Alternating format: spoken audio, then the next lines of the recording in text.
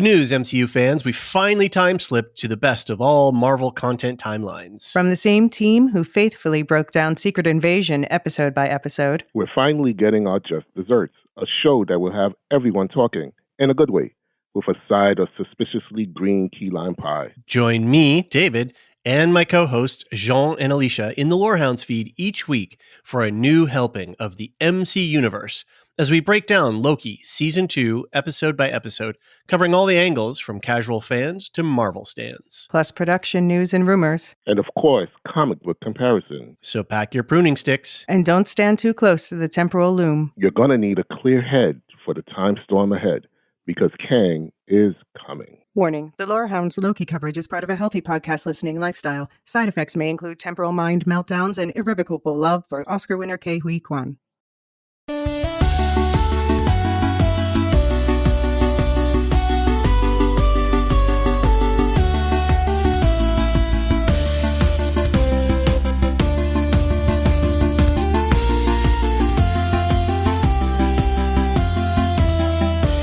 Welcome to Silmarillion Stories. We're the Lorehounds, your guides to Tolkien's world of Middle-earth. I'm David.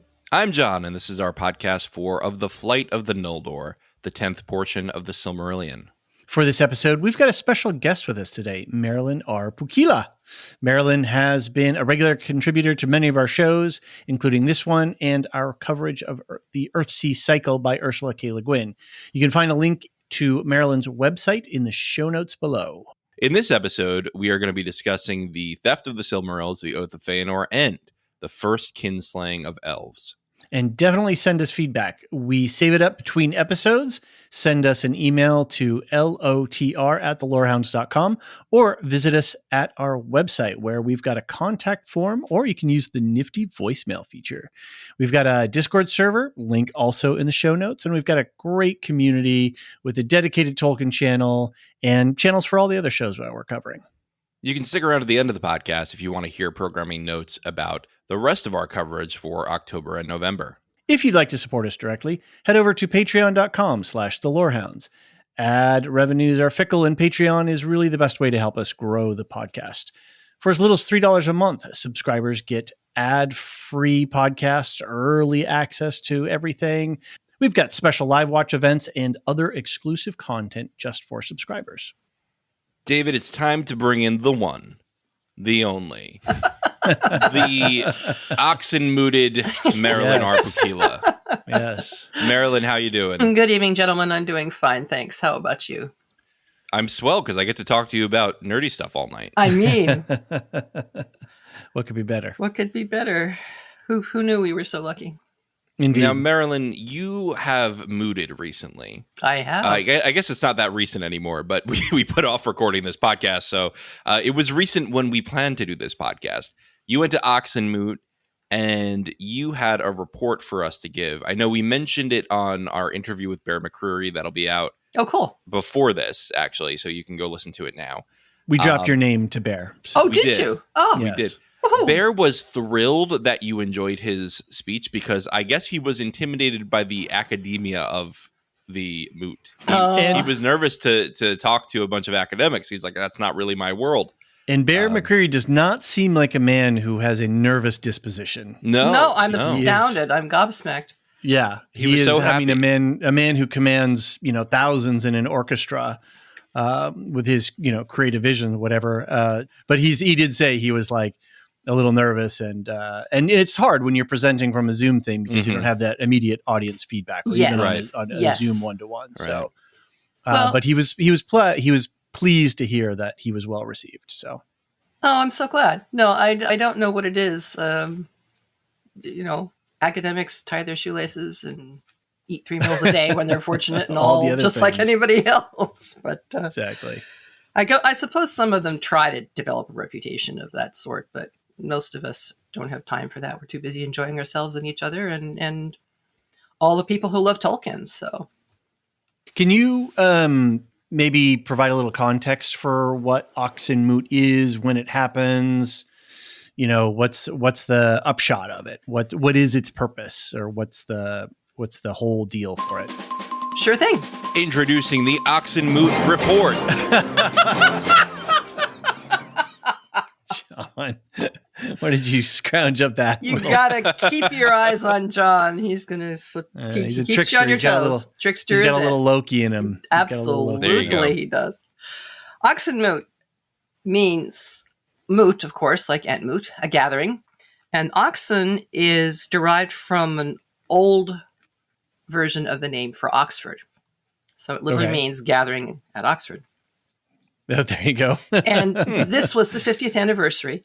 It is the cool. annual gathering of the Tolkien Society, the international society that's located in the UK.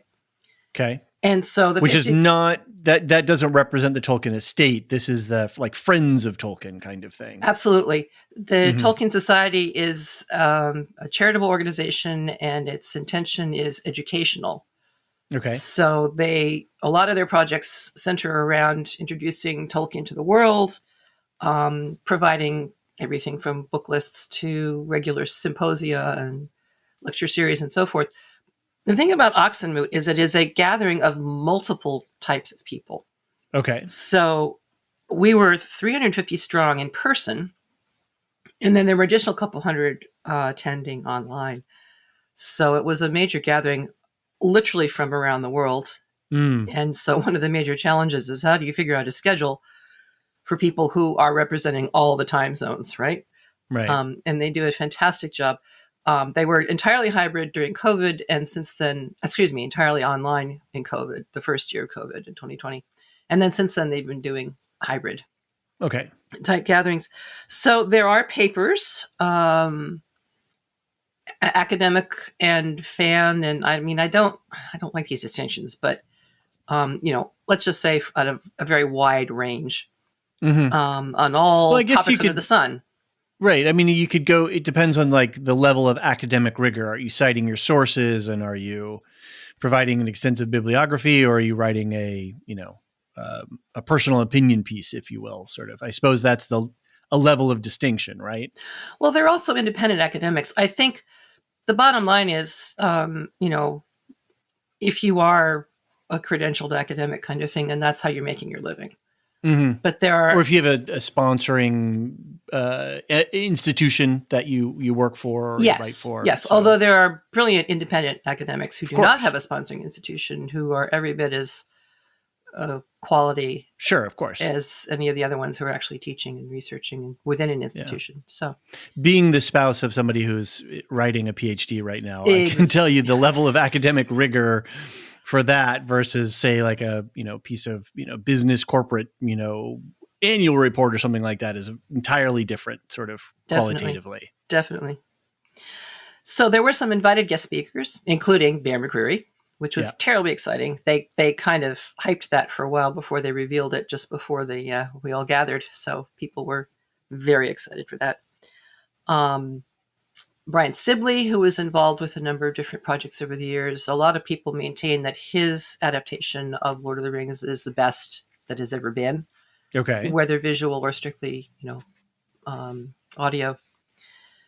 And the thing about it is it's a multiple event. So you have the papers, you have the invited speakers, but then you just have getting together with your friends who you haven't seen for a year. Or you have a Prancing Pony podcast community coming together full strength and going around to pubs and enjoying each other's company tremendously and having dinner together. I finally got to meet in person a bunch of people who I've only known via Zoom for the past 3 years or so. The Signum University, the online university that Corey Olsen started, had a very strong representative group as well.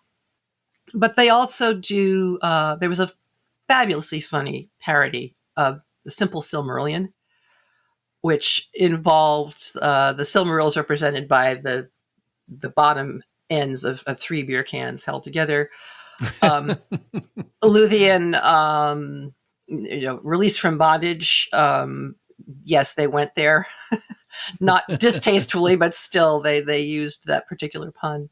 There's costume displays. There's the first night is the pub quiz, and that is famous for its level of difficulty. So it really is a combination of different kinds of events, and you can partake in as many or as few as you want. For me, one of the biggest, well, I'll back up a bit and say, yes, I did present a paper, and it was on the literary sources for Boromir's Lament. And that was exciting and an honor, and it was well received. And got me some notice from a couple of places. I haven't actually had them contact me back yet to give them talks or appear on their podcast, but, stuff will happen. Did you introduce yourself as a co-host of the Earthsea Cycle podcast? I mentioned it. Shameless. No, I mentioned it in my description. We each wrote a little plug for ourselves. Cool. So yes, Nice. Cool. I did. Well, how could I not? Come on, guys. Let's be serious here. You're the only ones to call me your favorite Tolkien scholar. I had to mention that. Yeah. Although I don't know if I did use those exact words. Anyway, we told Bear McCreary you're our favorite Tolkien scholar, so even he knows now. Golly, maybe I'll meet him someday. That would be wonderful. He is a super nerd. He is. He totally is. Totally. Yeah. You talk to him and you're like, this guy gets it. Yeah. Absolutely. No, I've read his blog posts, and any listeners, if you haven't read his blog posts and you're interested in this kind of thing, definitely check them out. Yeah. He's so generous with his time and describing his process and so on. One of the big features, though, is Oxford. Oxford is a place unlike any other, and I had been there a couple of times before in my life, but I was there with my partner. He'd never been before. And we had wonderful, wonderful walks around, visiting different places. I had the privilege of doing a bit of research in the Bodleian Library before giving my paper, because it was relevant to some of the things I was saying. We walked on Addison Walk, which is the famous pathway around a deer forest and the River Cherwell and so forth, where Tolkien and C.S. Lewis and another inkling, and I always get the wrong one, so I'm not going to say which one, walked and talked until 2 a.m, and this is what Lewis pointed to as a very important conversion moment for him to return to Christianity. And I've been there before, but it just is so moving every time I see it. And this time I was, with my best beloved, so what could be better? Yeah. So that was a major pull. And then we also extended on beyond after. I must mention the last day, for many people, the highlight of the whole weekend. We go in buses to the Wolvercote Cemetery, which was the Catholic cemetery at the time when Edith was buried and then Tolkien. And we visit their joint grave, and the chair of the Tolkien Society does a reading, and then wreaths are laid representing all of the different international Tolkien societies that have been present there. There was a Finnish Tolkien Society, Gull, and a couple other nations represented. And then there's a man who for years has sung from memory Galadriel's Namarie song to the music that Donald Swann wrote for it and that Tolkien gave such strong approval to. Cool. So it's very moving, and you can see the graves of his children, John and Priscilla.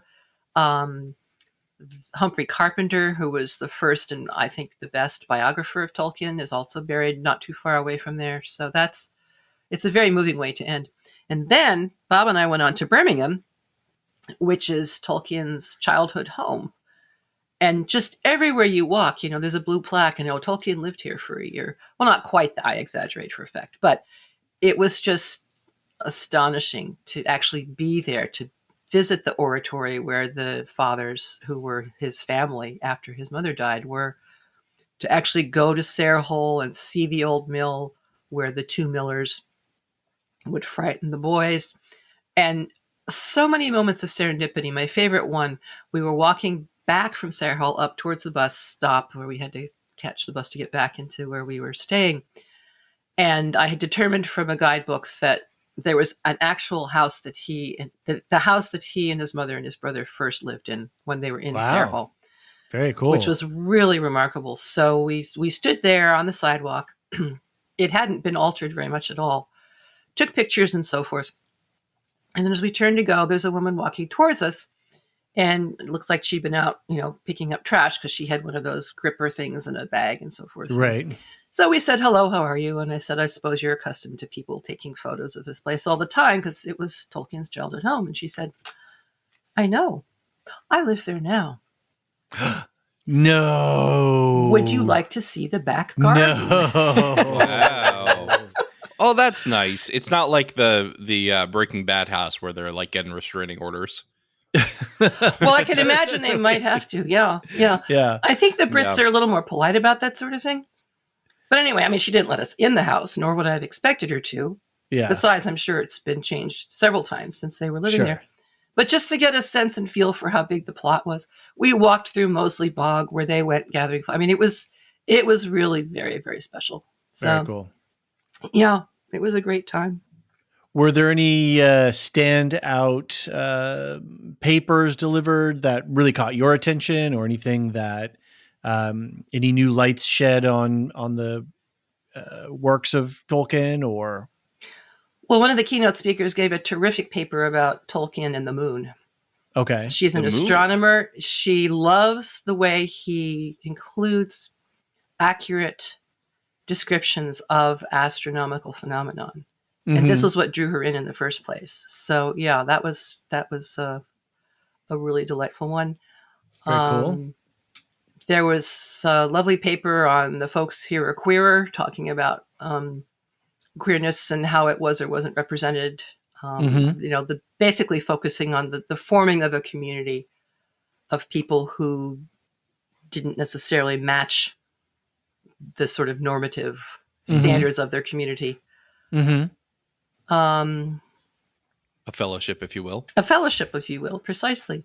Mhm. I enjoyed Brian Sibley's talk. He talked about putting together his most recent book on Numenor. He Mhm. pulled every single excerpt of every single text that described Numenor and put it in chronological order with very Wow. cool. glorious illustrations by John Howe. It's been sitting on my to-read pile for far too long. I keep doing this podcasting stuff. I don't know what's wrong with me. I know. My list keeps getting longer too. It's hard to keep up. Yeah. So, and then there were all the ones that were going on overnight, you know, when I was trying to catch up on my sleep. Mm. For those who were registered, the recordings will gradually be made available so you can see some of the recordings of the talks that you weren't able to attend. It was hot.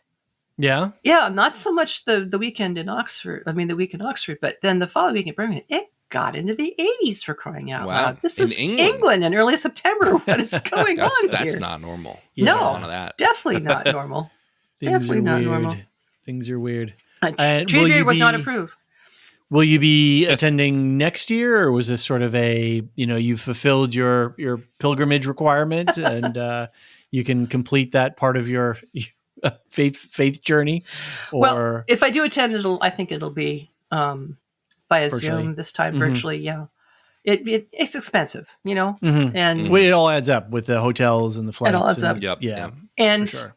in the end, a lot of the gathering I wasn't able to go to because it was after everything else, right? Mhm. So people are heading off to the pub at 11 o'clock, and I'm heading to my bed at 11 o'clock. Right. So, Exactly. you know, but It's having England, for goodness sakes. You got to head down David, to the I pub sense for a business pint. trip next year, and I'm just there we go. You can write it off. But with- breakfast- There you go. Yeah, it's Breakfast basically free if you write it off. You ever watch Schitt's Creek when he's like, what did you do with this? Oh, it's a business expense. I write it off. The government pays for it. He's like, what do you think a write off is? Exactly. But to be able to have breakfast with one of the friends from the year-long Histories of Middle Earth class that I'm taking, walked up to us one morning and said, okay, you're on my schedule to have lunch with you. So just being able to see people and talk with them. And Right. I think that's what a lot of people enjoy the most. And seeing the international representation, Mhm. I mustn't forget the very, very beginning, the very first night, after jet lag and working with Bodley and whatever, opened with this fabulous banquet. And I do mean banquet, a 5-course Wow. meal with port afterwards for toast. Oh, lovely. I mean, it was in Exeter Dining Hall, which was Tolkien's undergraduate dining hall. Mhm. Wow. Before the meal, we were able to go to the Exeter Chapel and see the bust that Tolkien's daughter-in-law, Faith Tolkien, Christopher's wife, had made of him and then given to Exeter College, which is not normally available to be seen by the public. So that was a special treat. Fun. And the food was wonderful. And again, conversations with people. And Yeah, I mean, we were punch drunk at this point, for lack of sleep. Exactly. Yeah. But it didn't matter. Yeah. And that was Bob's introduction to Oxford. So what could possibly be better? If somebody were interested in Oxenmoot and the Tolkien Society, I'm sure there's a website, tolkiensociety.org. Absolutely. Seems like a logical thing. And what are these things? These Smeal? Smile. SMIL. Yes, sorry. That's okay. Terrible pronunciation. One of Tolkien's own words. Okay. The Smiles are the local Tolkien Society groups. Okay. Anybody can form a Smile if they want to. The first thing to do is to go online at the Tolkien Society website and see if there already is one in your area. Mm-hmm. And if not, they have suggestions and so forth on how to proceed to make an official Smile. Okay. And they can be hybrid as well. Although, of course, the greatest fun is if you can gather in person. And Right. some of them are quite elaborate in their programming and all that kind of thing. So it's fun. Are you a member of a Smile in the... Not at this point, I've got my Unaffiliated. PPP connections. I've got you guys. I've already got my plenty Tolkienness in my life. We're an unofficial Smile. Right. And we smile all the time. Very cool. There you go. One of us had to do it, right? Yeah. You gotta. That's great. So it sounds like it was a fun trip, and especially for Bob to be able to enjoy, see some of your world, and you get to share that with him. That's really special. Well, I'll be honest, he got up earlier than I did, so he certainly heard more papers than I did. So you should probably ask him about the papers. There you go. How are the PPP folks? Great. Everybody's well? Wonderful. Yeah. Good. Well, some of them are having, health issues and whatnot, but on the whole, life continues. Yeah. Life continues. Yeah. Life continues. And Cool. just lovely to have somebody run up and give you a hug. Yes. Right. Even if you don't have a chance to spend any more time with them, just that one thing. Oh, and there's this convention in English colleges and universities called the Porters. And I'm here to tell you, every major organizational building type structure like this should have a porter. The porters solve problems. They have an office right by the gate. Everything from where do I find stamps to can you call me a taxi to my sink is overflowing to anything. All you have to do is call the Porter's Lodge or go to the porter and say, can you help me with fill in the blank? And they're knowledgeable and they're kind. They're helpful. I mean, it's a wonderful, wonderful institution. We could use some of that here, I think. Very cool. Yeah. Great. That gives us the Oxenmoot report. Thank you, Marilyn, for all your insights into it. I hope to one day go to an Oxenmoot, to one day moot. I think but everybody I don't know if should I at some qualify point. right now. Well, and there's plenty of moots in this country too. PPP is probably going to have a moot next year. Oh. I don't know where or when exactly yet, but keep an eye out for that. Maybe one day we'll have a lore moot. And Signum University throws moots all over the country. Oh, interesting. Yeah. Cool. And again, they can be virtual, they can be in person. Very cool.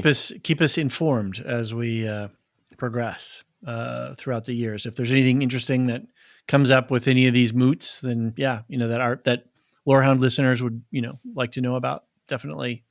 Sure. And listeners, write in if there's a particular Tolkien aspect that you'd be interested in following, because the coverage is wide and varied. I'm sure it is. Yeah. Especially with the growth in the Tolkien, not only what was there, but as we've grown from the movies and the television shows, I wonder how many more people have, entered into the world of Tolkien because of those things. And the video games and the Magic the Gathering cards and all of those things will be covered. Again, it was a question of I cannot do all the things I want to do. I could have finally gone and sat in on a Magic the Gathering card game, but I couldn't do it, Right. One day I'll teach you to play, Marilyn. Oh, I look forward to it. Well, I remember I'll build you a Sauron deck. I'll turn the question around and say, when are we going to have a Lorehounds moot? Yes. Yeah. Someday we've got to be a bit larger, because it's sort of a percentage thing of those who have scheduling availability and whatnot. Sure. But I remember the first time I went to the Louvre and I walked in, I was there about 45 minutes and I was like, okay, I got to go. This is just way too much. It's so awesome. It's like my senses are on fire. I have to go, calm down. So I had- can imagine that a moot is not dissimilar. I had exactly the same experience the first time I walked into the Louvre, so I understand exactly what you're saying. And yes, it is a little bit like that. Yeah. Just so many great jolly fellows running around the moot. And actually, that was another thing that they did that I really liked. There was somebody who paid attention to accessibility issues and things like, this room in this building is identified as a quiet room. So if you were ever feeling overwhelmed, this is where you go. Nice. They had vendors. They had crafting. I'm forgetting half of the stuff they had because there was just so much. Right. Huge deal. Cool. Awesome. Well, thanks for the report. My pleasure. Thanks for the interest. All right, let's take a quick break. When we get back, we will discuss the actual reading.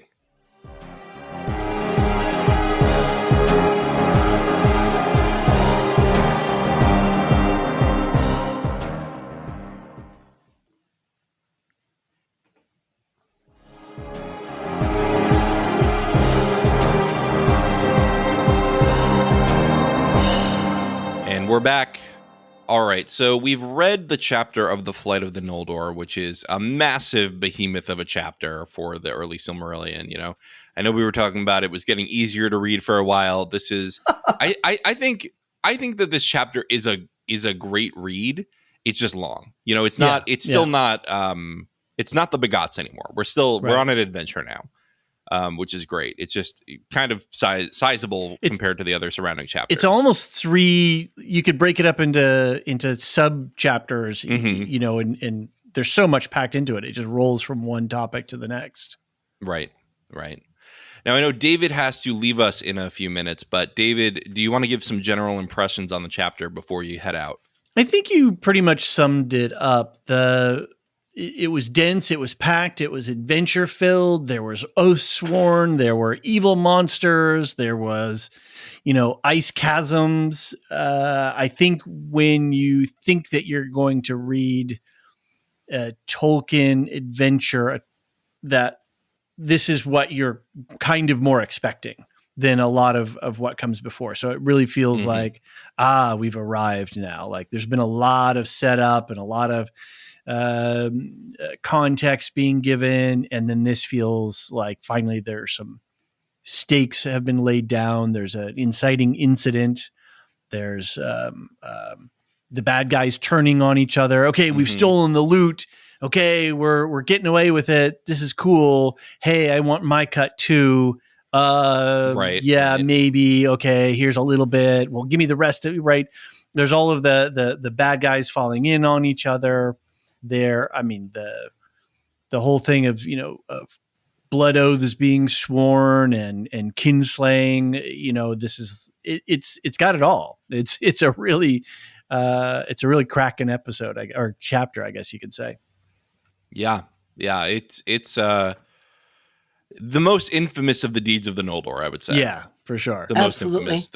This is the stage setting for the rest of the book. Right. This is how we get the rest of the book. Right. This is where the mapping of the Noldor's fate happens. It's basically laid out in words of one syllable, well, multiple syllables, by Mandos. Right. Mandos is like, I love Mandos. He's kind of just sitting off to the side, like, I wouldn't do that, but it's just gonna happen. Yeah. Oh well. Yeah. I thought from the show perspective of Rings of Power, right? They have restrictions on, they only have license to certain aspects of things. And so I thought it was really interesting to listen to Fëanor on the Pursuit. Mm-hmm. And it really felt like they transferred that to Galadriel in the Rings of Power, and like having her little troop, and they're off, and hunting, and we're not going to rest until it's done. So it's interesting to see how Payne and McKay, are trying to sort of synthesize and take some inspiration and, maybe move some things around, so that we get a feeling of some of the stuff that they can't legally access. They're definitely adding in Galadriel's creepy uncle factor into her. Right. In the text, he asks her 3 times for one of her hairs, and she's so put off by him, she refuses. Right. And some say that it was her hair that inspired him to start thinking about another way of encasing the light from the 2 trees, because it was said that her hair looked like the light of the 2 trees had blended and formed this amazing tresses. So it was that the famous line from the Unfinished Tales is, "They were unfriends forever." So Tolkien anticipated Facebook by I love it. How many decades? You've been unfriended. And I love that it's kind of flipped on its head in Rings of Power, because here we have an explicit statement: Galadriel did not take the oath. She was there. Right. She was power hungry. She wanted to have a realm of her own. But it sounds like she's basically a young adult, right? She's a young adult. She's really hot-headed. She wants to rule a land of her own. She wants to be independent. She wants to rebel against the authority figures. But even she's like, yeah, I don't know about going as far as this oath here, Fëanor. That seems like a bridge too far. And Fëanor and his sons really write their futures here. Right. Yeah, and I think it's important to remember, because some people kind of say, oh, well, he forced his sons. And I'm like, no.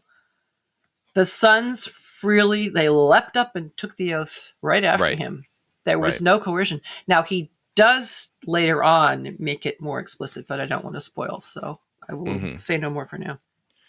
I think the last kind of thought I wanted to maybe leave on was this question of oaths. And when you make these big proclamations and you swear and you stake your person. It's interesting, because it's this question of your word, and your word that's all you have. That's all we really have as people. Oh, I'm going to show up tomorrow at 4. Well, you didn't show up at 4. You never showed up. You never show up on time anyway, right? So that starts to lead to, how do we relate to each other? Are we people who keep our words? Are we people who I give my word to you, but am I giving my word to myself? Am I honoring my word like myself? So there's this whole idea of oaths and the power of oaths. And when you bring people together and they all swear an oath together, and the kind of drama and the dramatic tension an author can juice out of that is really interesting. So that was the other part of this chapter that really got me, was everybody swearing upon their oath that they will do X, Y, or Z. So yeah, that was a lot of fun. Yeah, and the fact that you are calling upon the gods to witness, I think, is what makes an oath an oath. People take vows a lot. Vows, oaths, yeah. But so what's the I think difference they're there? two That's a different good question. things. The vow is more to yourself, or maybe to one other person, like, wedding vows, for example.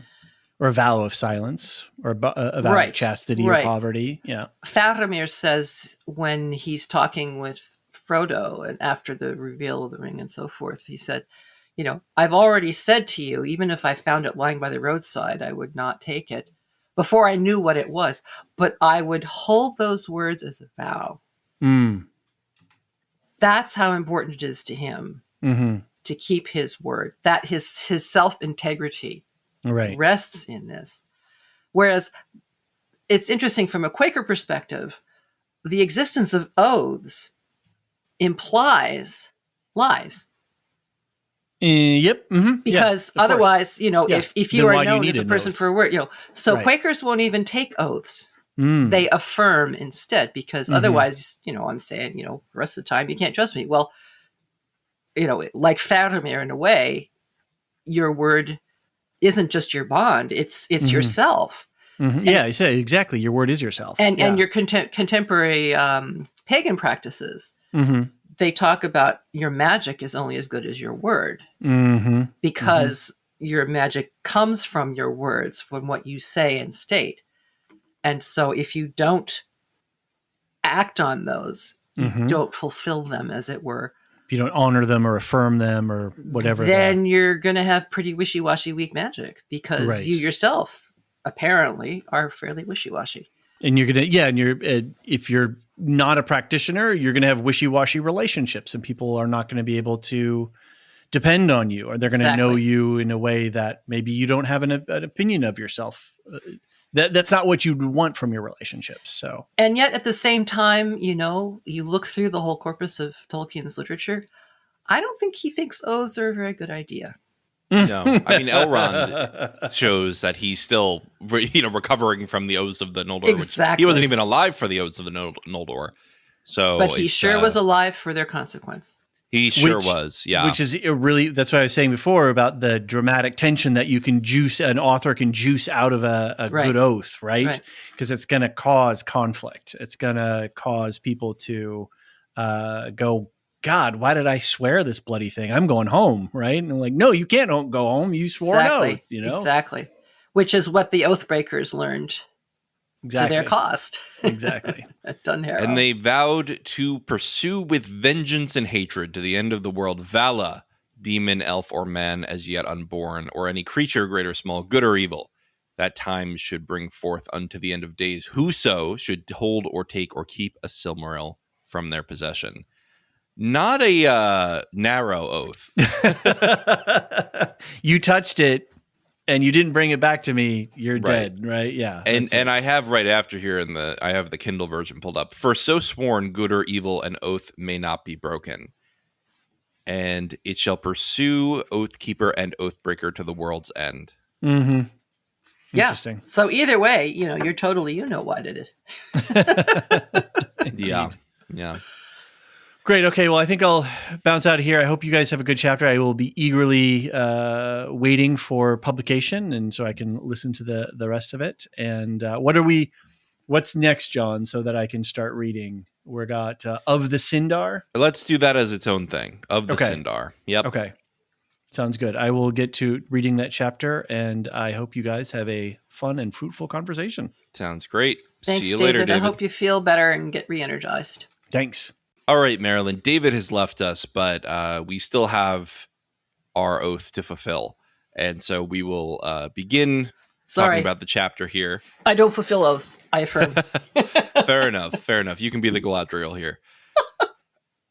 I'm going to give a quick synopsis I divided this into 3 parts. So let's talk about each part separately. I think that's the most productive way to do this. The first part goes like this. After the darkening of Valinor, Yavanna determines she can only rekindle the life of the trees with some of the light from them. When the Valar ask Fëanor to provide them, he refuses. Meanwhile, Melkor slays Finwë and steals the Silmarils from Fëanor's horde. Fëanor renames Melkor Morgoth and seeks to rouse his people to action. He leads his sons in taking an oath to destroy any being that comes between them and the Silmarils. Notably, Galadriel is present but does not take the oath. So, Marilyn, this is the inciting incident for the entire book now. Pretty much. Yeah. What a big moment. We finally got here. 10 episodes in. Well, it's important to establish things like what sort of Valar are there and how are they operating. And there's a prior incident which gets this whole thing rolling, which is the Valar inviting the Eldar to come over to Valinor in the first place. And the Valar hiding the existence of men from them. Yes, and that is kind of an open question, isn't it? It's never, to my mind, really made clear. I think it was just a case of, oh yeah, there's going to be men? Yeah, didn't I tell you that? Yeah, no biggie. Yeah, probably. And it wouldn't have been a biggie if Morgoth hadn't picked it up and said, yeah, okay, here's something I can use for my own purposes. It's a means of implying that you can't trust the Valar because look what they withheld from you. And Morgoth does what any good villain does and makes you see the good guys as gray too. Oh, well, not just gray. And makes you see them as just as bad as the other side, right? Exactly. It's a tactic we see in politics. It's a tactic we see in the real world all the time. When you can't defend your actions, you throw mud at the other side. And you try to make it stick. Sure. Or you start digging ditches underneath their feet. And I love that line that at first long and hard was his labor at first, but eventually he could sit back and let others do the work for him. For he who sows a crop of lies will never lack of a harvest. Right. I think that was in the last chapter, right? That we discussed. Yeah. Which you were there for that one too. We keep having you back because we like having you. Yeah, that's a great one. I think Tolkien reuses a similar line in the Alcalabeth when he's talking about Sauron in Numenor corrupting the Numenorians. It's just very easy to take a few lies and turn them into self-fulfilling prophecies. Yeah, I don't know if this was true for Catholics during Tolkien's lifetime, but certainly I've heard the expression of Satan being the father of lies. That's interesting because that is the nickname. That's the epithet for one of the Forsaken in the Wheel of Time, Father of Lies. Very interesting. So it's got a history. Yep.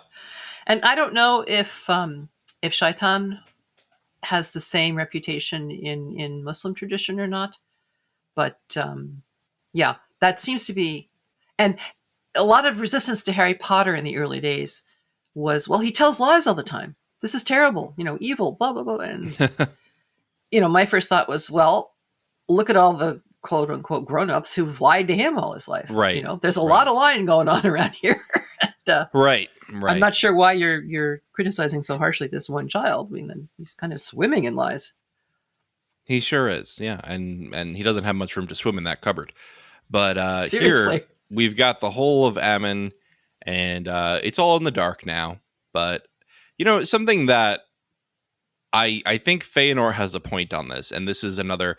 I think we can see several failings of the Valar here in maintaining the moral high ground. Fëanor makes a good point. They created a light for their world and not for the rest of the world. Mm-hmm, mm-hmm. Why did they do that? Mm-hmm. That's not a good thing to do. That was not a benevolent thing of the Valar, right? They created this holy light, but it was really for them. And sure, they shared it with the elves who wanted to come, but they knew men were coming. They had that problem to solve. They never solved it. Any other creatures that were living in Middle-earth had to live in the darkness. It's lacking. It's lacking, and it gives Fëanor more credibility to say they're not really on our side. Sure, if I remember correctly, after Morgoth destroyed the two lamps, the destruction of the land as a whole was so terrible that they decided to withdraw from it altogether because they had been preparing this place for the coming of the children. It's hard to remember how very little they knew about the children in advance, right. i.e. virtually nothing. Right. They're going to show up around these times. Right. And we don't know who they are. We have a vague idea of what they look like. Witness Aule's creation of the dwarves. And they're concerned because of their mistakes, and they don't want to make more mistakes. And so it's almost like we're pulling back because we're so powerful. We don't want to do harm. Now, I could have wished that they had spent more time and energy trying to, rein in Melkor in some fashion. And heal Middle-earth a little bit more. Yeah. And maybe they needed to heal themselves too, because right. they were expending a lot of energy before. But it is hard to comprehend why, particularly from Yavanna's point of view, because she'd already set, trees and grass and animals and all this in the world. That was her creation. And suddenly they don't have light to grow and so forth. And so that's not surprising that she is one of the two of the Valar who are most frequently in Middle-earth, the other being Orome, the hunter. And of course, you also have Ulmo, who is present in all the waters and, really knows what's going on and where and when. But yeah, it's very hard to comprehend that piece of it. I think, on the other hand, there is also, as I say, the fact that they knew so little about the children that they were really afraid of doing the wrong thing, and they did it anyway. Yeah. So yeah, it was an attempt, but it wasn't great. Yeah, I think that there are a bunch of missteps here for the Valar that you can just see. Setting Melkor free at all was probably a mistake, but also it's a tough moral decision. Can you really imprison someone forever if that's not what you said you would do? Yeah, it's tough.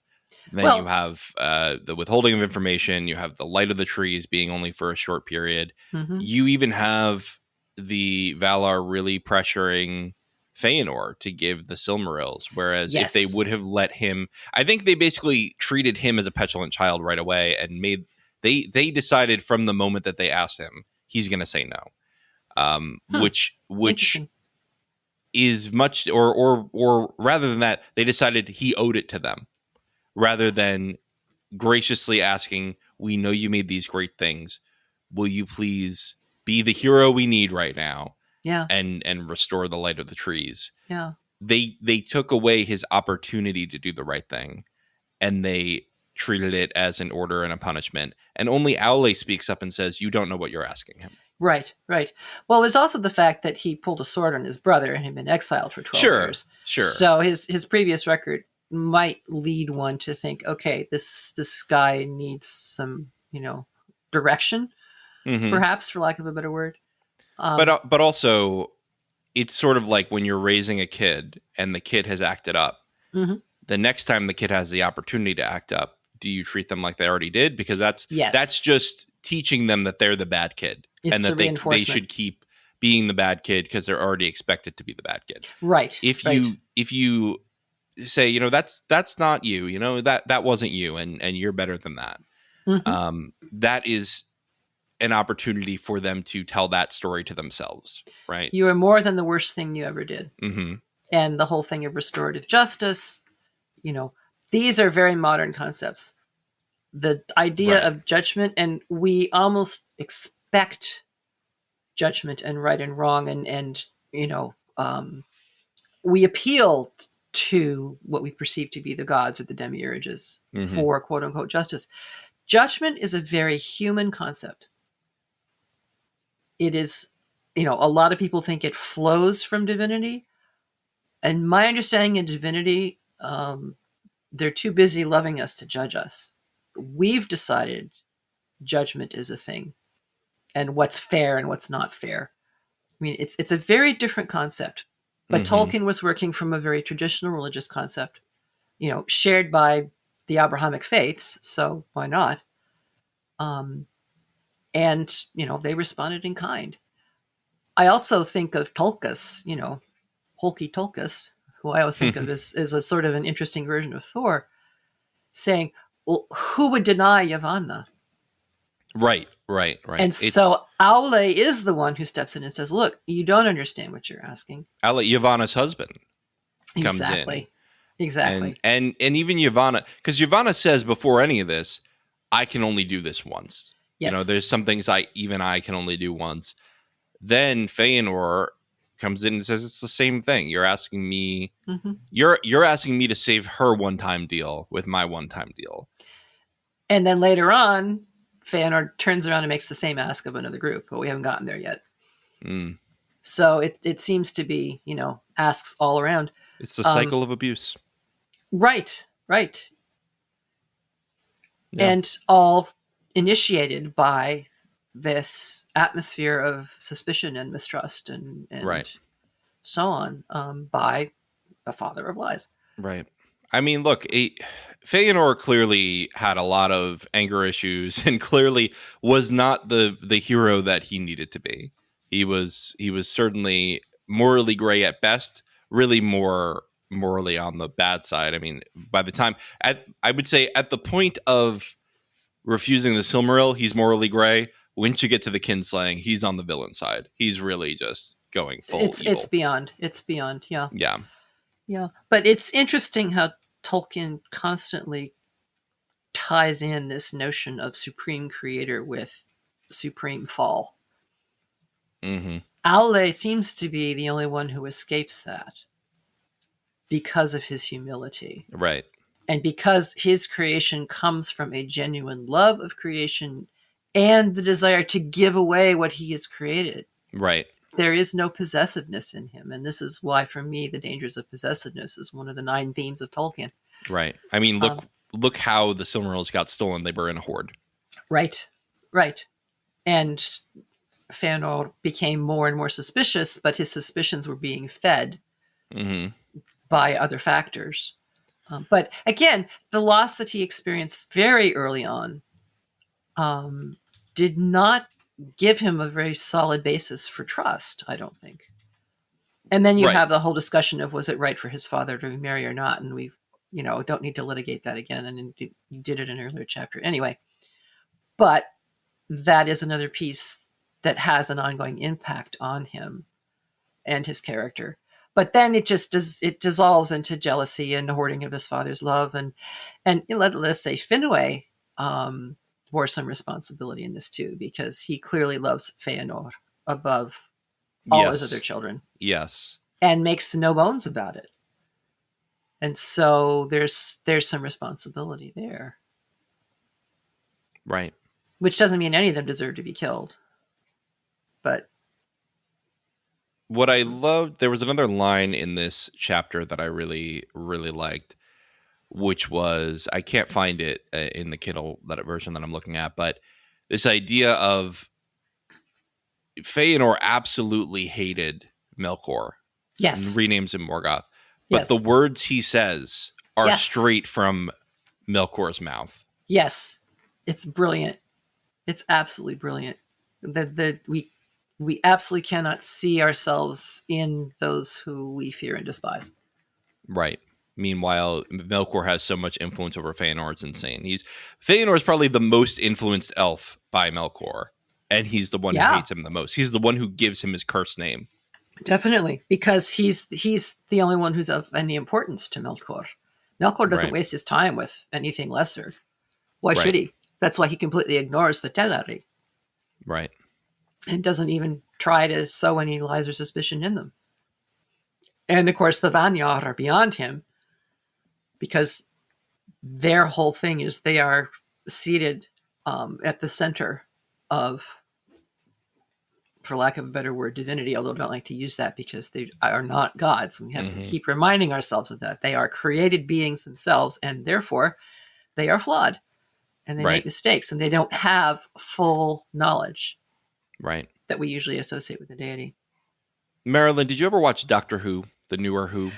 I watched some. I kept trying, and I kept not getting beyond Rose as companion. I don't think I even finished that arc. Did you ever see River's song saying spoilers every time she's asked a question about the future? No, I didn't get to River Song, unfortunately. Well, I would recommend it, but I know. My point is, I think that Mandos is River Song going spoilers in the background of every scene. Fëanor goes, if you're gonna kill me, I'll be the first blood, and Mandos is in the background going, not the first. And they're all like, wait, what'd you say, buddy? Although I'm not sure how many people actually heard him say that, to be perfectly honest. Oh, okay, I misread that then. I thought that he's in the background just going like, not the first, Well, he is, but I think everybody's too focused on the drama. Fair enough. And maybe maybe it's a sort of a Melian thing, nobody ever listens to Melian even though she knows stuff. Right. And so here's Mandos, and he only talks to the Valar when he's asked to. Right. And nobody asked him at that point, but he said that very thing when the Valar decided to invite, quote unquote, the children to come over in the first place. He said, hey, that's not a great idea. There. So it is doomed, Right. You want to talk about oaths and doom and all that. Right. That really was where it all started. So the Valar, under the guise of, I think in their minds, they believe we are inviting the elves here to protect them. And I think the intention was good. But in the end, it was really an act of hoarding. You are hoarding the people there. You are keeping them under your wing. And that's where the danger came in. They looked upon them and they loved them because they were other. That's not an exact quote. But it does say, when they're describing the decision point, they were worried for their safety and they were enamored of them and wanted to see more of them. And this was the first new thing that they themselves had no hand in creating. And they loved that. They were attracted to that. They wanted to know more without ever considering, is this going to be the best thing for them? Right. just because you find a wounded bird, is it really the best thing to bring it into your house and so forth? No, it isn't. You go to an expert. You find a wildlife restorative area in your neighborhood, hopefully, and people who know what they're doing. Right. But, they didn't get a parental manual either, did they, the Valar? No. They make their own mistakes. Fully created from the beginning. They had no experience of stages of childhood and teenagerhood and adulthood and all the rest of it. So they were all learning by doing. Yeah, it's tough. It's tough. As a parent myself, I mean, sometimes a situation presents itself and I'm like, I don't know. I'm still figuring it out for myself. It's and I think Exactly. that's part of the Valar. Absolutely. Yeah. Why don't we talk about Melkor and Ungoliant for a bit? Oh, yes. Melkor and Ungoliant have a debrief where she demands payment for her services.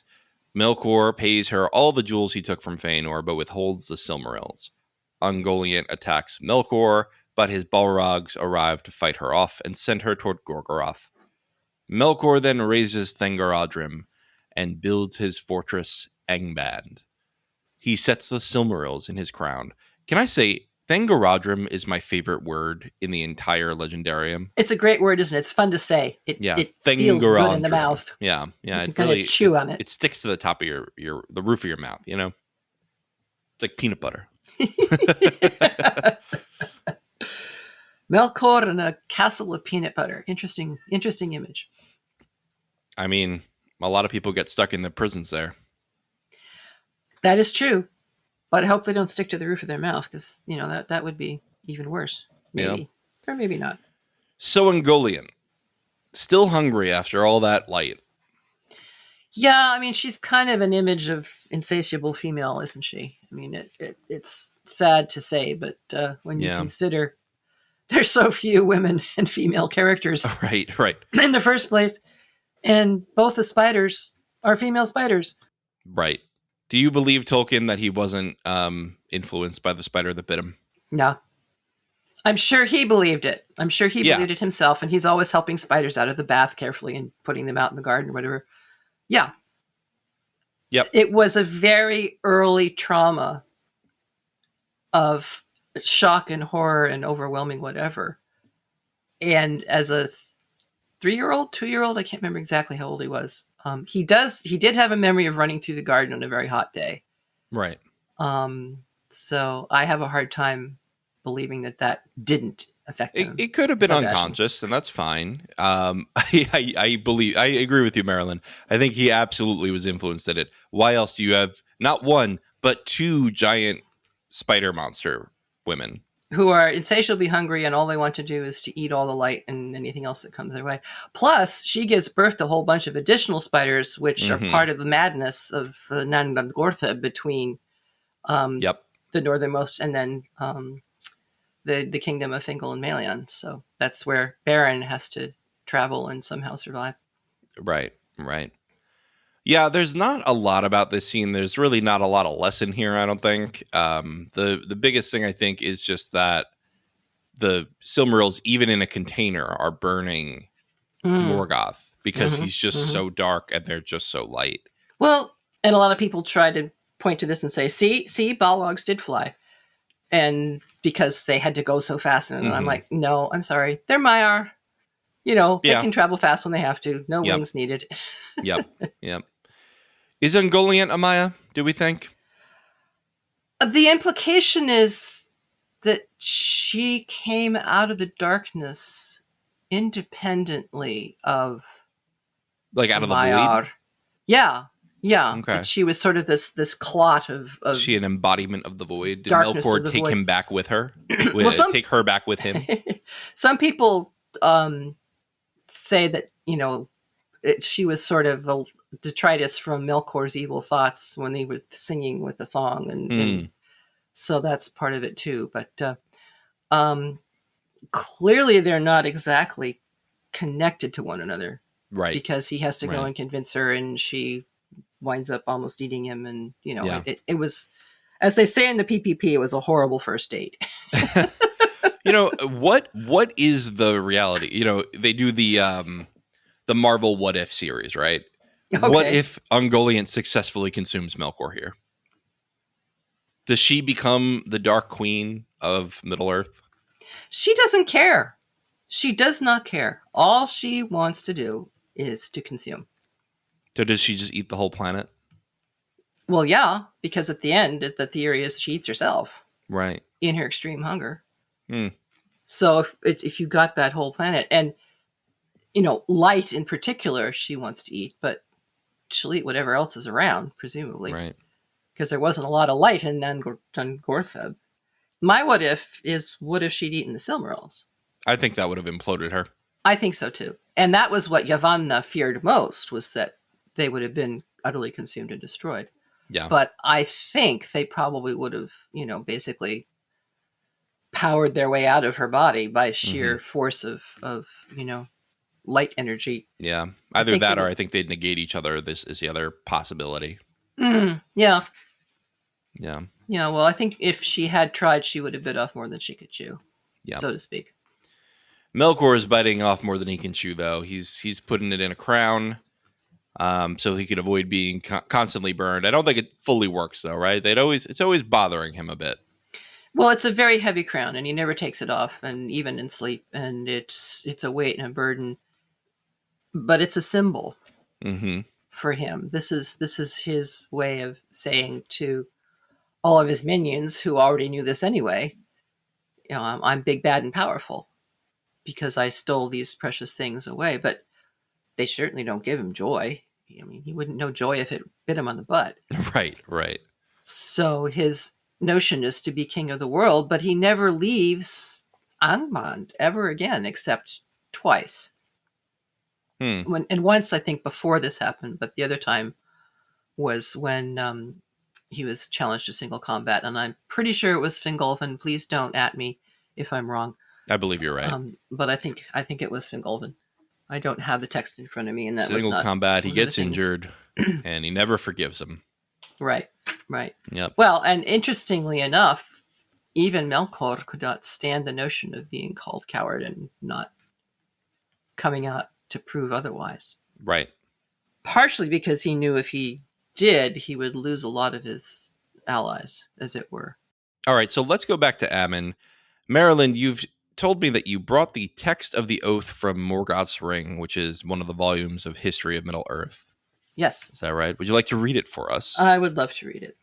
Disclaimer, this is not a real oath and Marilyn is not beholden to it. Thank you. Yes, this is not myself. This is me reading the words of Fëanor.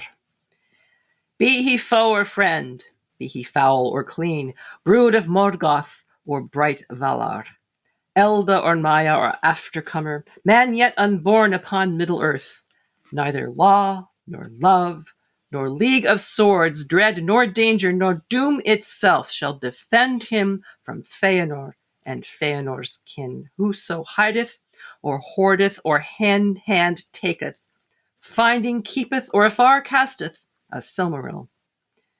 This swear we all, death we will deal him ere day's ending. Woe unto the world's end. Our word hear thou, Eru All-Father.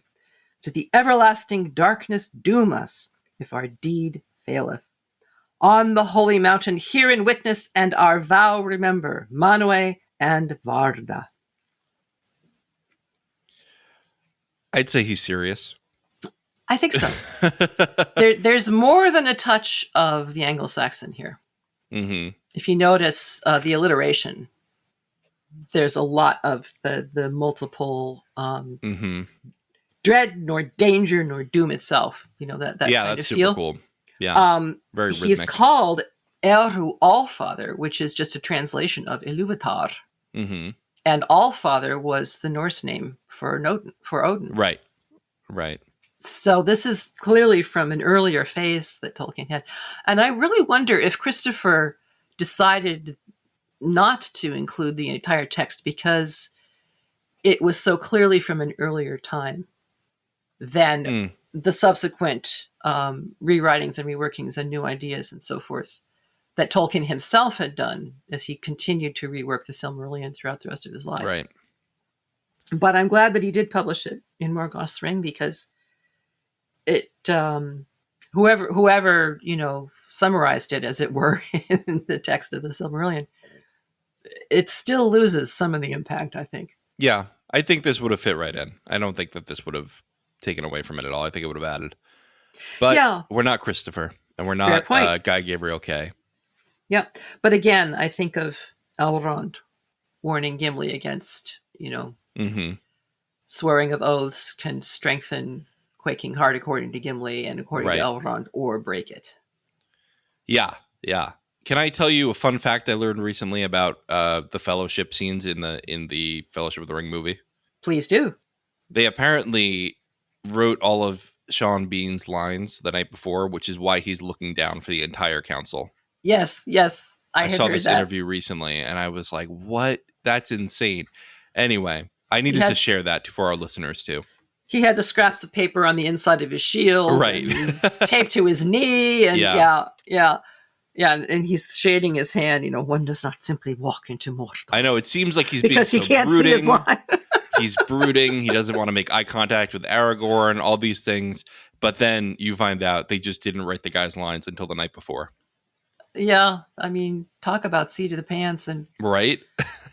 Both trusting but imposing rather heavily upon your actors. I mean, come on. Right.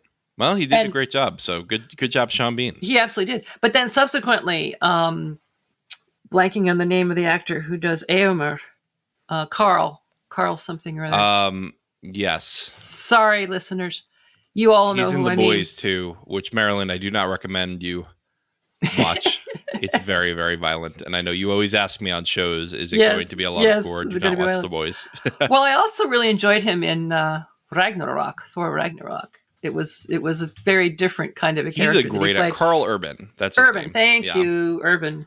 He does manage a wide range of roles. Anyway, he talked about, he'd come on set in the morning and get ready to deliver his lines. And the guy said, oh, here, we got some new lines for you. You got 20 minutes to memorize them. Crazy. Figure out how you want to present them, et cetera, et cetera. Right. That's tough. They all did really well. Well, Fëanor had some lines to deliver, and he didn't need any rehearsal because they came from the heart. They sure did. Anyway, so let's go back to Ammon with that in mind. Mm-hmm. On Ammon, Fëanor seeks transport to Middle-earth and asks the Teleri for their ships. When they refuse, Fëanor leads the first killing of elf by elf to take the ships by force. The Noldor are warned of the consequences of their actions, causing Finarfin to return, but Fëanor presses on to Middle-earth, burning the ships behind him so Fingolfin cannot follow. Fingolfin leads his group across the frozen bridge Helcaraxe, arriving in Middle-earth later. So this is what we saw in the Rings of Power. If you're at home and you're lost with us now for some reason, this is the intro to Rings of Power. Yes. We saw Galadriel and her crew crossing that ice bridge, which seems to be pretty modeled after the Bering Strait as far as real world history. Pretty much, yes. Pretty much. Although it's a little odd because, of course, then that means that Middle-earth is actually North America, and I don't think he meant that. No. Or is it? Or is... Oh, I guess, yeah, because the Bering Strait was going that way. Or are they going the other direction, though? Are they going to Europe from Ammon, North America? We're living in the Holy Land right now, Marilyn. We didn't even know it. We didn't know. So that makes me think of Doggerland, which was that whole vast plain that is now the Netherlands, but also a whole bunch of the North Sea and other areas that at a certain period of time was completely dry land, and you could literally walk across from what we now call England to what we now call Germany or something. Wow. Yeah. The earth changes, it just goes very slowly. And so does Arda, but less slowly because, I don't know, the gods keep doing some nonsense to the world and changing it. Yeah, Melkor doesn't help. Right. But they do seem to be into making and remaking. So we've got this ask of the Teleri, and I like this exchange where Fëanor says, well, we helped you when you needed help. It's like, yeah, but you didn't teach us to build these ships. This was all the Valar, as far as who taught us. And we're still tight with them. We know that you're not really on their good side. Your friends say a lot about you, Fëanor, and sorry, but you're not our friend right now. Well, and friends can can upbraid friends, can criticize them. And Right. it's part of friendship to say, look, this is ridiculous. Mhm. What do you think you're doing? Just calm down a minute and think about what you're saying. Right. I don't even know if they knew about the oath at that point, but still, as your friends, we can say to you, don't do this. Mm-hmm. I mean, I will say it's not a very good look of the Valar to be essentially keeping them in captivity and saying you can't go back to Middle Earth, the land that was made for you. That's not a great look on them. But they don't say that until after Fëanor has done all the things that he does. Sure, they but never told them you can't go back. Right, but they don't want them to go back, right? Like they do not want the Noldor to leave Ammon.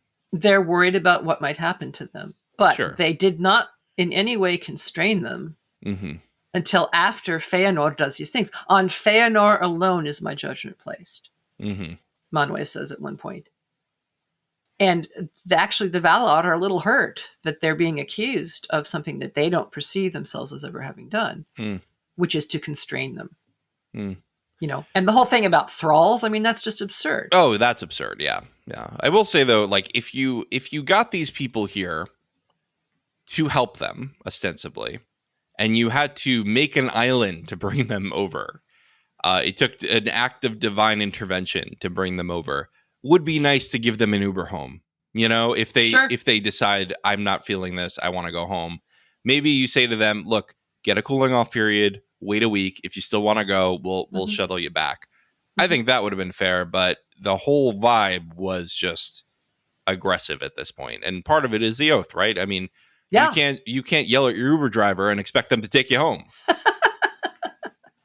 Yeah, again, I just have to point back to Melkor. He is the responsible agent. Until he started talking about thralls, which nobody had ever heard of before, they had no concept of being limited or restricted. Right. With the possible exception of Fëanor, again, because Fëanor. But for the most part, and, you know, within his own people, there were plenty of people criticizing him and saying, hey, come on.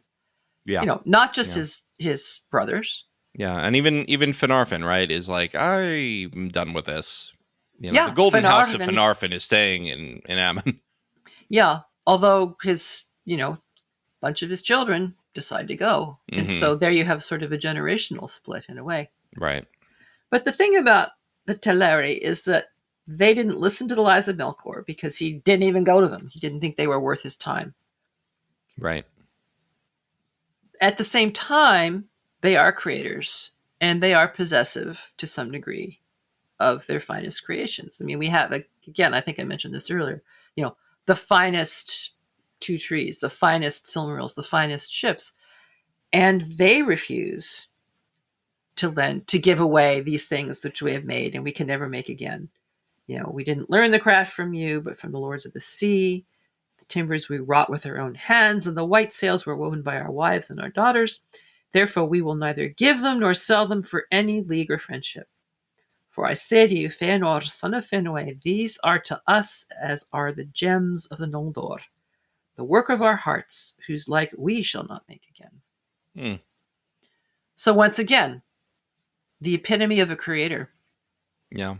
And the preciousness thereby. Who knows, under other circumstances, Aule might have said, yeah, sure, take him. Right. But he is the Valar of creativity and so forth, and has that spirit of generosity, which makes up for quite a lot. Yeah, it's tough. It's tough because the Teleri get a little hoardy here too. I think also, though, beyond just these are our dearest possessions, this is a bad idea. Yeah. This is really stupid. We don't want to help you do this because we worry about you. We don't know what's going to happen, and there's no way this is going to end well. And we don't want to enable you. Right. You know? Don't ask me to loan you $10 because I know where it's going to go, kind of feeling. Right. So, everybody is caught to some degree, except the Vanyar. The Vanyar are just, they're just chilling. They're just monks on a hill. They're hanging out in you know, the glory of. They're listening to Bear McCreary soundtracks and just having a great day. Yeah. So I wonder what they are actually feeding on once the light of the trees is gone. You know, of course, there's Varda's stars, but it's more than that. Of course, they are the ones of poetry and song, and that's why Manwë loves them the most, because Manwë air, mental writing, words, poetry stuff, that all kind of ties in together. And there's no issue of possessiveness there unless they have copyright, which I don't think they do. But, you know, if it's a song or poetry or is your creation, then of course you want to give it away, because that's kind of the whole point. Right. It's to spread that joy. And yeah, I mean, it's through Tolkien's whole thing, right? Bilbo, the first thing he says to Frodo, I don't remember if it's the first thing, but one of the first things, he's like, yeah, I wrote a new song. Want to hear it? It's it's through the whole Lord of the Rings, through all of Tolkien's writings. Sure. Well, anything else we want to talk about this? We have the frozen bridge. Suddenly they would walk 500 miles and 500 more to be the elves that walked 1,000 miles. It's pretty brutal, and you can see why later Fingolfin's like pretty pissed at the Sons of Fëanor. Well, yeah. I mean, he was only there by virtue of the fact of, wait for it, an oath he took. Right. Half brother in blood, full brother shall I be to you from now on, and where you go I shall follow. And Fëanor says, I hear you. Right. And then Fëanor betrays him anyway. Right. Pretty crazy, because I think Fingolfin would have reluctantly but faithfully followed Fëanor. I agree, because that was the kind of person he was. I think also there was some support from some of his children. Mm-hmm. Fingon was big in there. Those effing elves. I know. I got very confused about Fingon versus Finrod for a while, and I finally have them straight after Rings of Power. Good for you. It took a while. Definitely. Actually, that was a key feature of the parody I mentioned, the Simple Silmarillion. Yeah. They had a lot of fun with the effing elves. Yeah. I love all the the jokes where they have a list of words and they say, tell me, is each one a Tolkien word or an antidepressant? Yes, I've seen that. I've seen that. Yeah. It's fun. It's tough. It's honestly tough. So, I mean, it's terrible, and you see how this all goes. I can't wait to talk about Of the Sindar. I believe that's the chapter where Thingol is talking to all of these, talking to the House of Fingolfin and going, so what's up with the House of Fëanor? Yeah. It might not be that chapter, but I think it is. So come back next month if you want that discussion. Yeah, and I just wanted to point out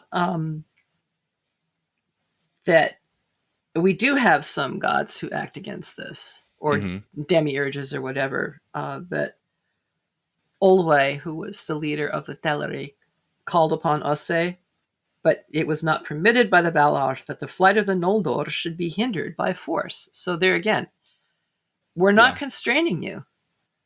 But Uinen wept for the mariners of the Teleri, and the sea rose in wrath against the slayers, so that many of the ships were wrecked and those in them drowned. Wow. So there is intervention there. And do you remember where we see Uinen in the Rings of Power? Numenor? Was there a statue there? In a very interesting location. Where was that? She is in what is now being used as a prison. Oh, wow. Once before had been, the theory is, a place where Numenorians who were studying theology, for lack of a better word, and they lived in these little individual cells. And so as the culture changed and suddenly they had a need to lock people up, they said, oh, well, let's use these. We don't have people studying those Valar anymore. Right. Except of course, you got Elendil just rocking it for the whole island, right? He's just really keeping that Elvish going, keeping the Quendi speech going. Well, and I love that connected with Elendil in the series was the first view we saw of Nienor, that small altar off by the side. That just absolutely touched my heart. And it's interesting, we don't hear from Nienna no in all of this, except for her weeping over the dead trees. But in other texts from the histories of Middle Earth, she has a fair bit to say. And of course, we know that she was not in favor of locking up Melkor, and she was in favor of releasing him after those 3 ages, and so on and so on. So there is that side of compassion, of mercy, represented in the Valar. But it doesn't exactly get equal time, we could say. No. And I think one of the things that we say that the Valar, and especially Manwë, are naive because they don't understand evil, and his message to Fëanor is only against the folly of Fëanor shall my counsel be set only. Go not forth, for the hour is evil, and your road leads to sorrow that you do not foresee. No aid will the Valar lend you in this quest, but neither will they hinder you. For this ye shall know, as ye came hither freely, freely shall ye depart. But thou, Fëanor Finwë's son, by thine oath are exiled. The lies of Melkor shalt thou unlearn in bitterness. Vala he is, thou sayest, then thou hast sworn in vain. For none of the Valar canst thou overcome, now or ever, within the halls of Ea, not though Eru, whom thou namest, had made thee thrice greater than thou art. I don't think this is naivete. This is the utter necessity of free will. Mm-hmm. And I think, from my mind, this is the underpinnings of how Ea works. That Eru's plan, for lack of a better term, the music, can only come right if everyone's choices are freely made. Yeah. Now, you could argue Fëanor's choices were poisoned by the lies of Melkor. And also, I think that, and I pointed this out before, but it really was a near impossibility to get to Middle Earth, right? For a non-deity, for a non-Ainu. It is almost impossible to get back to Middle Earth. Under other circumstances, they could have taken the ships with the blessing of Teleri. If they were saying, look, we want to go back to Middle Earth, we want to see if there's more new stuff to mine. We feel a commitment to the people we left behind. We want to see how Thingol is doing. There could have been any number of reasons for them to want to return. Did they know Thingol was around? Or was he just still MIA? They probably didn't until they went back. Yeah. But still, it was... they the knew they'd nice left idea a bunch. Of visiting their friend. They knew they'd left some of their people behind, and gosh, maybe I should find out what happened to great auntie so and so. Yeah, who just decided her arthritis would let her make. Oh no, wait, sorry, elves don't get arthritis. But then Fëanor's ignorance, but also his prophetic vision. His response is, if Fëanor cannot overthrow Morgoth, at least he delays not to assault him, and sits not idle in grief. And it may be that Eru has set a fire in me greater than thou knowest. Such hurt at the least will I do to the foe of the Valar, that even the mighty in the ring of doom shall wonder to hear it. Yea, in the end they shall follow me. Farewell. Now that is prophetic, because they do follow him in the end. Mm-hmm. Probably not under the circumstances that he envisioned, because by that time he is on his unending stay in the halls of Bandos, when they finally do follow. Right. But his ignorance is that they're sitting there idle in grief. And we'll hear more about that in the next chapter, I believe. Right. He's making assumptions based on what he sees. But he also, after we get that incredibly dramatic moment of the doom of Mandos, tears unnumbered shall you shed, which eventually becomes the name of the worst battle of all, the Battle of Unnumbered Tears. The Nir Neath Arnodiad, which I practiced for months to be able to say on a podcast. Well done, sir. Bravo. But he says, therefore I say that we will go on, and this doom I add, the deeds that we shall do shall be the matter of song until the last days of Arda. To my mind, this is Tolkien speaking from his World War I experience. That one of the ways to redeem irredeemable loss is to honor them in song. And I'm interpreting song loosely here, because it could be poetry. It could, again, the act of creating can in some fashion ameliorate all the horror, all the harm, all the loss. And Manoi will address this again in the next chapter that you read. And it will talk about how, they weren't actually sitting there idle. Right. But that's just, Fëanor's limited vision. But it's interesting as you read through the three great works of the Legendarium, Hobbit, Lord of the Rings, and Silmarillion, or whatever order you read them in. Time and again, you hear characters saying, "At least we shall make an end that is worthy of a song." Treebeard says it. The Rohirrim say it. It comes up over and over. Denethor does not say it, however, and that kind of is another way of distinguishing Denethor from our heroes, as it were. So that's also an important thing to keep in mind. Mind you, I'm not sure that I'm a musician and I love singing. I don't know that I agree with Fëanor that all of the tragedy and suffering is worth a song myself. Right. But this is the northernness coming out again, as well as the post-World War I, and of course World War II as well. Right. At least, experience. Even if it was tragic, it deserves to be remembered, I think, is the sentiment. Exactly. Right. But it starts here, or so it seems to. I think that's a good note to leave it on, Marilyn. Fair enough.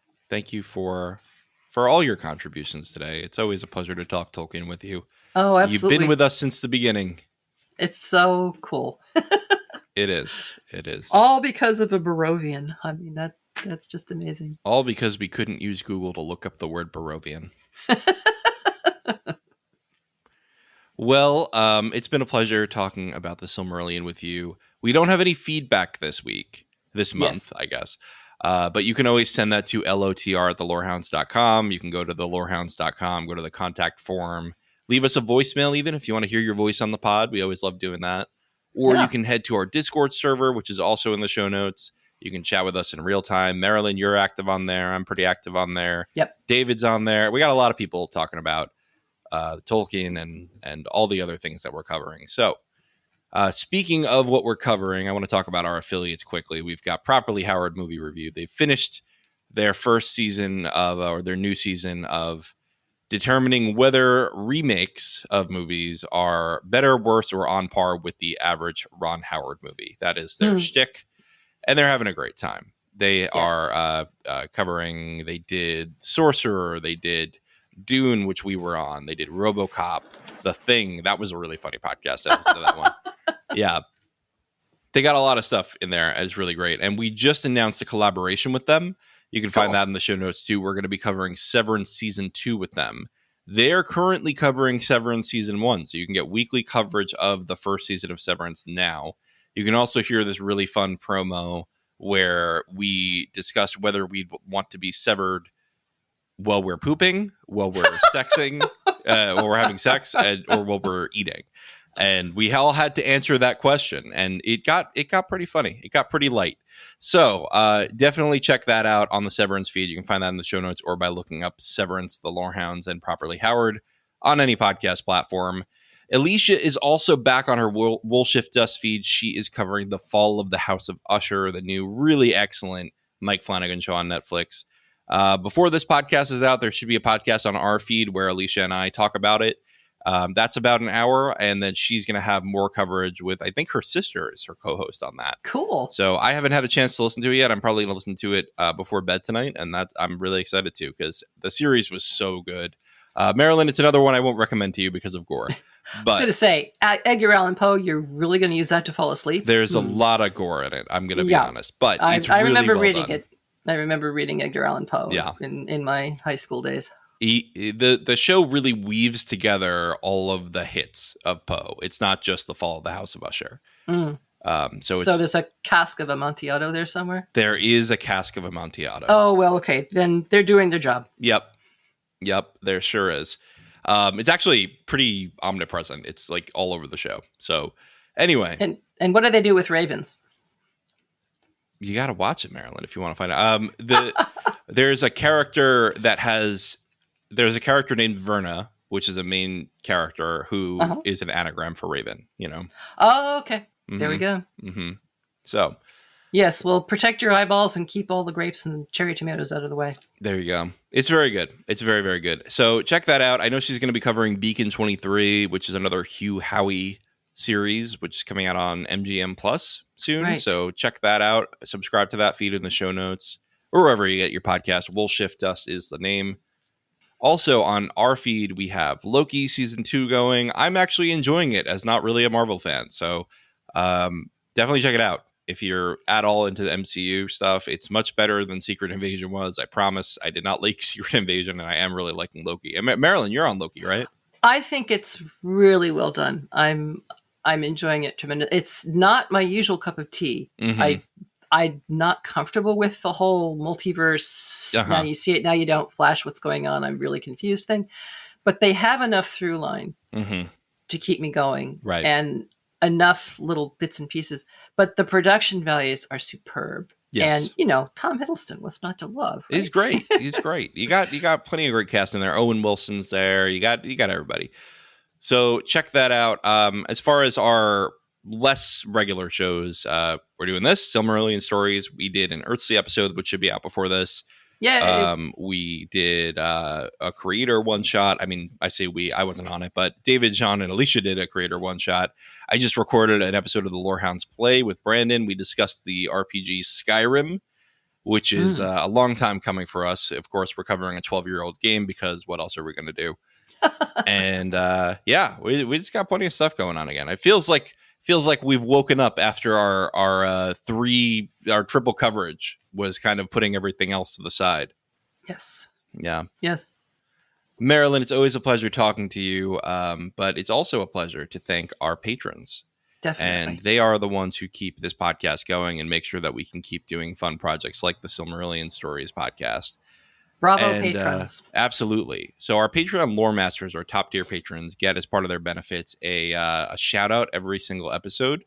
They are Samartian, Cyrus, Mark H, Michael G, Michelle E, David W, Brian P, Nick W, SC, Peter OH, Bettina W, Adam S, Nancy M, Lavinia T, Duve 71, Brian 8063, Frederick H, Sarah L, Gareth C, Eric F, Matthew M, Sarah M, DJ Miwa, Andra B, Kwang Yu, Laura G, Deadeye Jedi Bob, Nathan T, Alex V, Aaron T, Sub-Zero, and Adrian. Now that I have to take several breaths throughout the list, it's a good feeling. It's really nice to have this long-term support from people, and thank you to you and all our patrons for helping us get going. Something I didn't mention, we just recorded another second breakfast, which was over 2 hours because that's what we do. Uh-huh. And it was really fun. We talked about The Witch, the horror movie. We talked about Pokemon cards. We talked about some... we went all over the place. We were talking about leftovers for breakfast. It's a lot of fun. Leftovers. Okay. Yeah. Okay. Yeah. So, and may I say, since this is a Tolkien podcast, to all of the top tier supporters, laitate eglerio. That's from the Field of Cormellan. Go look it up. Okay. Well, Marilyn, thanks again for being with us tonight. Always a pleasure to talk to you, and I hope we can have you on again soon. I know we will with Earthsea, but I hope hopefully we can have you on another Tolkien one soon. Anytime. It's a delight. I really enjoy it. All right. Have a good night. And you. The Lorehounds podcast is produced and published by The Lorehounds. You can send questions and feedback and voicemails at thelorehounds.com/contact. Get early and ad-free access to all Lorehounds podcasts at patreon.com/thelorehounds. Any opinions stated are ours personally and do not reflect the opinion of or belong to any employers or other entities. Thanks for listening. Good news, MCU fans. We finally time-slipped to the best of all Marvel content timelines. From the same team who faithfully broke down Secret Invasion episode by episode. We're finally getting our just desserts, a show that will have everyone talking, in a good way, with a side of suspiciously green key lime pie. Join me, David, and my co-hosts Jean and Elysia in the Lorehounds feed each week for a new helping of the MC Universe, as we break down Loki Season 2, episode by episode, covering all the angles from casual fans to Marvel stans. Plus production news and rumors. And of course, comic book comparison. So pack your pruning sticks. And don't stand too close to the temporal loom. You're going to need a clear head for the time storm ahead, because Kang is coming. Warning, the Lorehounds Loki coverage is part of a healthy podcast listening lifestyle. Side effects may include temporal mind meltdowns and irrevocable love for Oscar winner Ke Huy Quan.